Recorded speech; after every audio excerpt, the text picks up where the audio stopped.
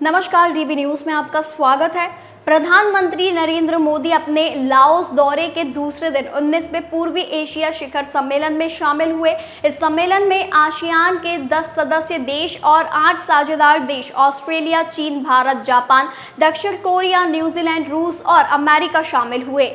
बता दें कि दक्षिण पूर्व एशियाई राष्ट्र संघ यानी आसियान की स्थापना 1967 में हुई थी। इसमें Indonesia, Malaysia, Philippines, Singapore, Thailand, Bharat, Vietnam, Laos, Cambodia और ब्रुनेई दारुस्सलाम सदस्य देशों के रूप में शामिल है। इस दौरान पीएम मोदी ने पूरी दुनिया से शांति की अपील की है। इसके अलावा उन्होंने हिंद महासागर में चीन की दखलंदाजी पर निशाना साधा है। 19वें पूर्वी एशिया शिखर सम्मेलन में प्रधानमंत्री नरेंद्र मोदी ने कहा कि भारत ने हमेशा एशियान की एकता और केंद्रीयता का समर्थन किया है। एशियान भारत के इंडो पैसिफिक विजन और क्वाड सहयोग के केंद्र में भी है। भारत के इंडो पैसिफिक महासागरों की पहल और इंडो पैसिफिक पर आसियान आउटलुक के बीच गहरी असमानताएं हैं। एक स्वतंत्र, खुला, समावेशी, समृद्ध और नियम आधारित इंडो पैसिफिक पूरे क्षेत्र की शांति और प्रगति के लिए महत्वपूर्ण है।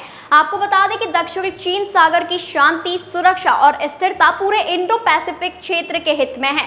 उन्होंने कहा कि 19वें पूर्वी एशिया शिखर सम्मेलन में प्रधानमंत्री नरेंद्र मोदी ने कहा कि दुनिया के अलग अलग हिस्सों में चल रहे संघर्षों का सबसे ज्यादा नकारात्मक असर ग्लोबल साउथ के देशों पर दिख रहा है।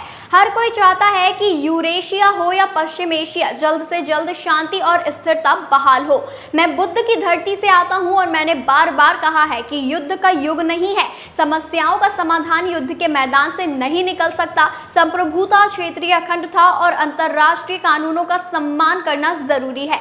मानवीय दृष्टिकोण रखते हुए संवाद और कूटनीति को प्राथमिकता देनी होगी। विश्व बंधु का दायित्व निभाते हुए भारत इस दिशा में हर संभव योगदान देता रहेगा। प्रधानमंत्री नरेंद्र मोदी ने कहा, हम म्यांमार की स्थिति पर एशियान के दृष्टिकोण का समर्थन करते हैं। हम 5 सूत्री सहमति का भी समर्थन करते हैं। साथ ही हमारा मानना है कि मानवीय सहायता को बनाए रखना महत्वपूर्ण है और लोकतंत्र की बहाली के लिए भी उचित कदम उठाए जाने चाहिए। हमारा मानना है कि इसके लिए म्यांमार को शामिल किया जाना चाहिए, अलग थलग नहीं किया जाना चाहिए। वहीं पड़ोसी देश के रूप में भारत अपनी जिम्मेदारी निभाता रहेगा।